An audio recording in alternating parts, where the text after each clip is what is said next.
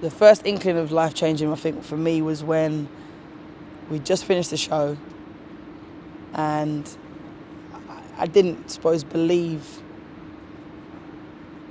any of it was kind of, I suppose, obviously you know it's real, and you know you've been through the whole process and of the X Factor, and you've had millions of people watching you. I suppose you know that because you know you've seen it on TV before. But it was going home to my mum and dad's house, getting ready for Christmas, and me and my dad just took a walk into Sainsbury's just to get some stuff because I had some friends coming over, and I was like, I haven't seen anyone for obviously, nearly 3 months, and I just kind of wanted to chill with family and friends and just have a drink and just relax.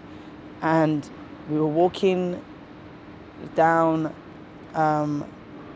the drink, like fizzy drinks, and I remember it just playing in fizzy drinks aisle and all that kind of stuff, and there was a little girl, or two little girls, and a mum, and one of the little girls turned around, and it was kind of like she turned and just kind of froze, and I was like, okay, and just kind of walked past her just as if nothing was happening, because obviously nothing was really, it was just in the supermarket, you just don't expect anything, do you know what I mean? And then my dad was just like, so are you okay, is everything all right?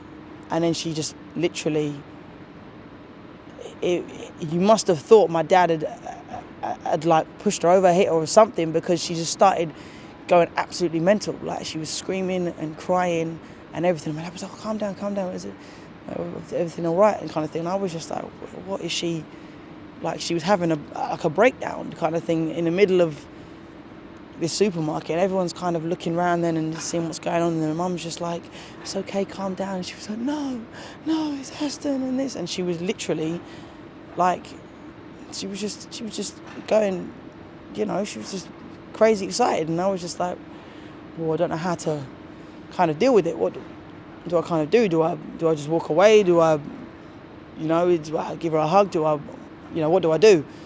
And then she was just like, she kind of gave her a hug and she kind of collapsed on me and stuff, and it was just like,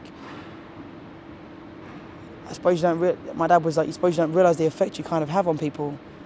We came out of the hotel, this girl was freezing, she'd been outside all night, and she was just like, oh, I've been waiting for you, and so everything. Just think, fair enough, come outside the hotel in the morning and stuff, but she's like, I've been waiting all night, and it's like, I don't know, we're in the hotel, do you know what I mean? I'm in my bed, I'm sleeping, and you're outside. It's just like, I would prefer her to be at home, warm, and then come down in the morning and get a photo kind of thing, do you know what I mean, when we're leaving or something. But she's like, I've been out here all night and been freezing, and she's only got like a JLS jumper on, and some of them have got just the t-shirts on, and it's like, you're outside in a jumper and a t-shirt, and it's, it's freezing outside. This is England, do you know what I mean? This is cold. We're not, in the Caribbean. I'm probably the more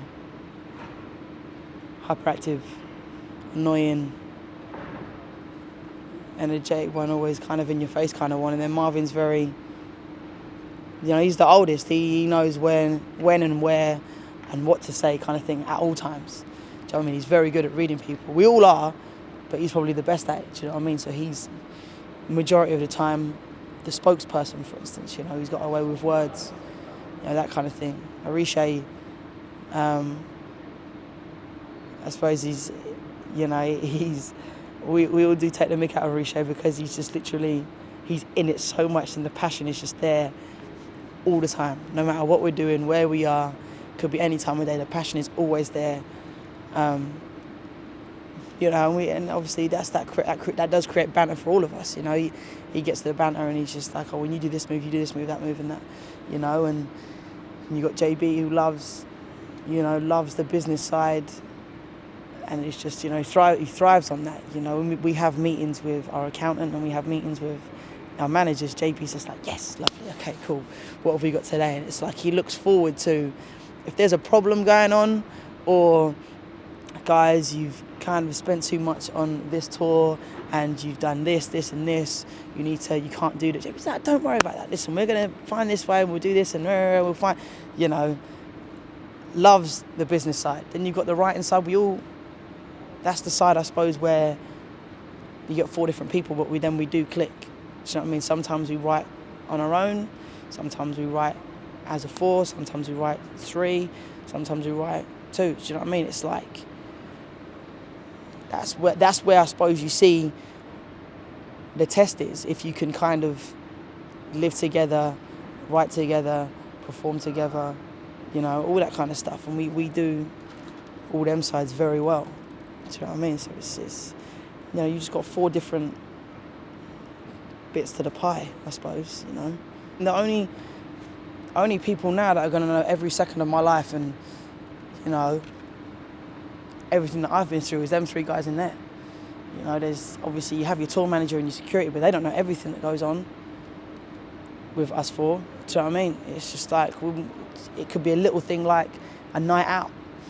Something funny happens on that night out, we're the only 4 people that are going to know that, for instance. It could be a private in-joke, whatever it is. We've got like code words, for instance, that we use with each other. Do you know what I mean? We've got that type of relationship where it's literally kind of us 4, then everyone else, then everyone else again, then everyone else again. But it's always going to be us 4 first. Do you know what I mean? That's how we've always seen it. Do you know what I mean? We're always 4 friends first who enjoyed singing, and then we went, oh, do you know what? This actually does work.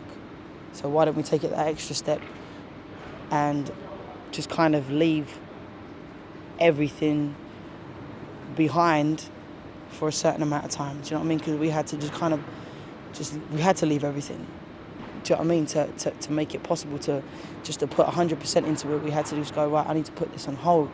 Whether it be, jobs, relationships, where we live, health, everything that was kind of just left behind in the very start for it to kind of be where it is now. And then you kind of pick everything else up and just say, right, I can kind of deal with everything now, and I've dealt with it with, these 3 people that I'm with 24 hours a day, which, is something to tell the grandkids, I suppose. Like beforehand, I never thought about being in a band at all. It was always, right, I need to do this, I need to do that, I need to make sure I do this, and this, I. And then, just kind of, I wasn't working at the time. Do you know what I mean? Fair enough, I was young as well, so it was just like I never really, got the chance to anyways, but I was very young. And it was funny because when we first started singing, it was like I had applied to go onto the X Factor originally solo the same year that we first got together. So it was just like, okay, I'll scrap that and let me join this group because there's something that works. If it didn't work, then I would have said at the start, all of us would have said, this isn't working. It's great fun, whatever, but it's not working. Do you know what I mean? So I've never really now, for instance, I suppose I've watched like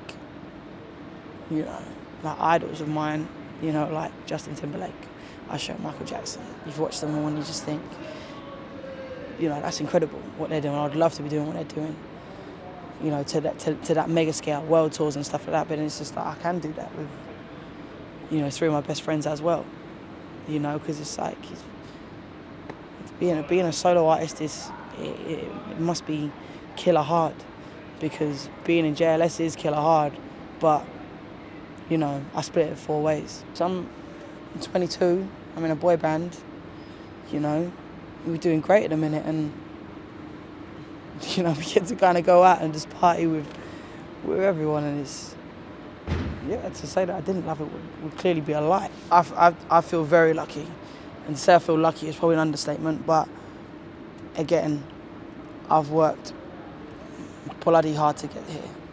Do you know what I mean?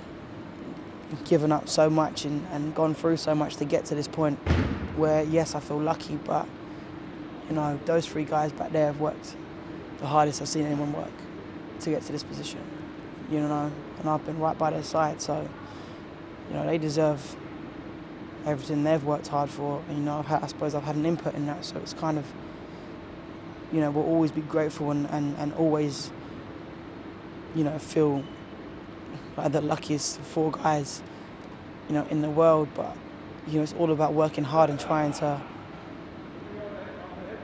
just keep that going, just keep, the focus that we had when we first started out together, and keep level-headed and just keep like knowing that this doesn't last forever. This is a job, you need to enjoy it, but then you need to realise that, you know, this is your path and this is what you were kind of meant to do.